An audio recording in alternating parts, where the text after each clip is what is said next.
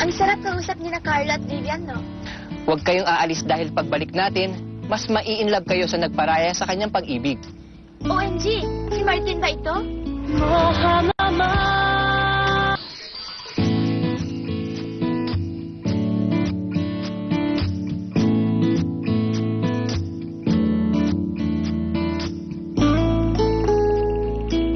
Alam niyo bang mataba, clean cut, at hindi marunong mag-play ng drums si Lee Donggon, ang artistang nakilala natin bilang si Martin.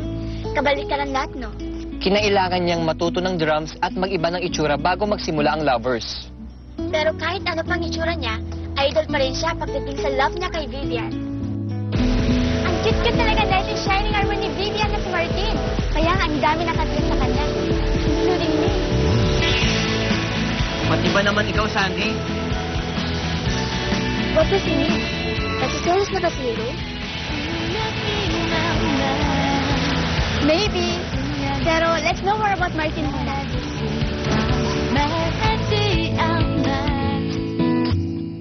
Dahil sa kanyang rugged handsome looks, ilang gabi rin tayong tumili at nainggit kay Vivian. Pero sino nga ba itong bagong crush ng bayan na si Martin? Pati yung forma at itsura ko, binago. Ibang-iba talaga. Nagpahaba ako ng buhok at saka nagpatubo ako ng bigote. Bagay naman sa'yo eh. Ano pa Martin ang dapat kong malaman tungkol sa'yo? Yung mga bagay na hindi ko alam gawin dati, pinag-aralan ko. First, nagkaroon ako ng professional drum lessons for 20 days. Alam nyo, never pa kasi akong tumugtog ng drums dati. Kinailangan ko ring kumuha ng international driver's license sa Paris. Kasi hindi pumayag ang mga authorities doon na magmotorsiklo ako. Kahit nagagawin ko to para sa taping lang. Ang dami mo palang sakripisyo. Parang pagsasakripisyo rin ng karakter mo para sa pagmamahal mo kay Vivian. Kahit na nasasaktan siya, nagpaalam siya kay Carlo at Vivian ng nakangiti habang paalis sila. Doon talagang binigay ko lahat para sa eksenang yon. Kailangan niya kasing pakita na masaya siya para sa dalawa pero iyak din siya sa uli. Ipinakita naman na nag-move on siya. Meron siyang nakilalang babae, katulad din kung paano niya nakilala si Vivian sa Paris. Ano naman ang message mo para sa akin? Sandy, message niya para sa mga fans niya sa Pilipinas. Okay. Maraming salamat sa inyo dahil sinuportahan ninyo ang Lovers in Paris. Utang namin sa inyo ang aming tagumpay. Kayo ang dahilan, kaya nakilala at tinangkilik ang aming palabas dito sa inyong bansa. Umaasa ako na patuloy nyo pa rin susuportahan kahit ang aming rewind tuwing Sabado at Linggo. Tandaan nyo, being in love is not just a feeling, but an experience that we should go through. Nakakatunaw talaga tumitik sa Martin. At very heroic pa. Imagine, sinacrifice niya ang pag-ibig niya kay Vivian. Ikaw, hero, are you willing to sacrifice for your love?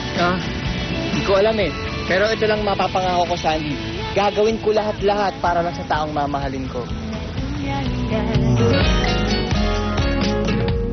Top 6. Ang lakas ng apil ni Carlo. Asintado. Alam mo bang pumasok din ako sa army? Ilang taon din akong nadestino sa Camp Yanggu. Doon ako natutong bumaril. Ako na ang may hawak sa gatilyo. Hindi na si Daddy. Director Choi, kung hindi ka titigil at patuloy mo akong kakalabanin, wala na akong ibang magagawa, kundi paputukin ang baho mo.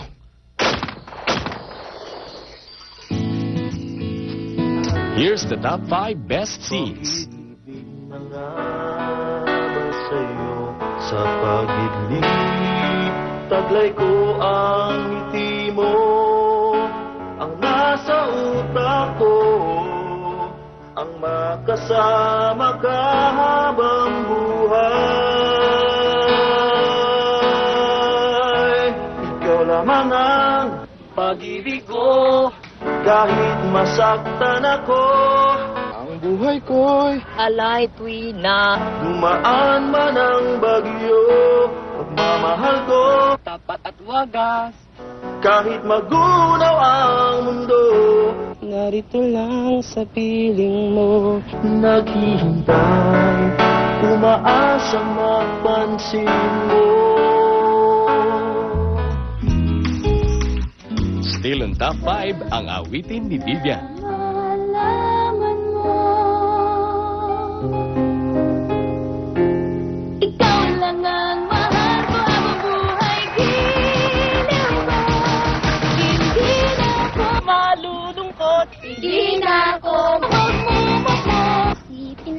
Ika'y maligaya na ako. Kahit limutin mo pa ako, mananatili sa puso. Dahil sa pagiging Maririnig napuno na lang para sa'yo.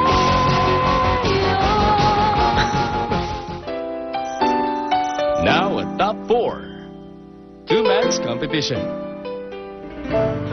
Hindi ka para sa kanya. Sobra-sobra na nasa'yo. Masasaktan mo lang siya sa huli. Pero kung sa akin siya, maaalagaan ko siya. Mahal ko siya, Uncle. Pagbigyan mo na ako. I'm sorry. Uncle. Sorry, Martin. Tama ang sinabi mo sa akin. Nasa akin ang lahat. Pero, kung mawawala ang mga yun at may isang bagay na may iiwan, pipiliin ko si Vivian. Mawala ng lahat, wag lang siya. Kahit mawala ako, Kahit mawala ka.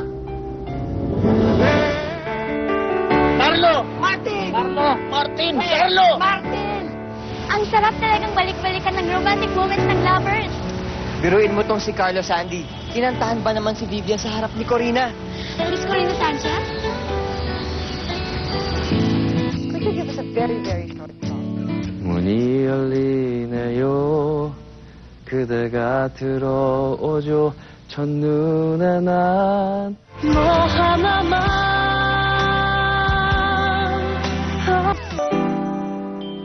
Naalala niyo ba ang malimit sabi ni Vivian kay Michelle na salita? Ang Aja? Ready? Aja! Aja! Alam ko yan, Sandy. Isa yung Korean expression na ginagamit para palakasin ang loob ng kausap. I can do it. Aja! Tama. Naging sikat ang salitang ito sa Korea matapos mapunot na paulit-ulit na ginagamit ni Vivian sa Lovers in Paris. Aja! Dahil tinulungan niyo ako kagabi, sige, ililibre ko kayo. Aja! Aja! Aja! Hindi ka kasama. Aja! Aja! Aja, let's go! Kaya ko to. Let's fight! Hi, ang swerte talaga ni Vivian at dalawang Prince Charming niya. Pero alam mo, Sandy, mas maswerte pa rin talaga itong si Miss Corina. Isa lang naman Prince Charming niya, si Mr. Palengke. Hindi, dalawa. Dalawang na-interview niya at eksklusibo pa ito. Na-interview niya si Carlo at Vivian. Tama ka dun. At eto na po yun. Nagkakaisangal din daw bago nahanap ng staff ng ABS-CBN at rated K ni Miss Corina Sanchez ang kinaroroonan ng sikat na Korean stars. And finally, nahanap din sila sa isang press con para sa gala premiere ng Lovers in Paris sa Taiwan. At present si Miss Corina dyan. 난 말야 너의 하얀 웃음이 자꾸만 기억나 Annyeonghaseyo. I am Corina Sanchez from ABS-CBN Channel 2 in Manila, Philippines. And I would like to first say that Lovers in Paris is #1 in primetime television in the largest network in the Philippines today. And that is why I had to fly to Taiwan just to follow you around. My question is for Miss Kim. Miss Kim, in real life, who would you have chosen? Would you have fallen in love with the character of Mr. Park Shin-young or Mr. Lee Dong-kwin?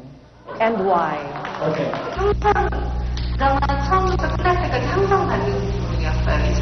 No, she's still considering. She doesn't know yet. Naku nalilito pa rin daw pala sa tunay na buhay si Vivian kung sino talaga. Ayaw ni Miss Corina ng ganyan. Kaya naman talagang iniupo pa ang dalawa para sa exclusive interview niya. Sa totoong buhay, sino ang pipiliin mo? Ang character ni Martin o ang character ni Carlo? Oh, 카를로. Ano ang pakiramdam nyo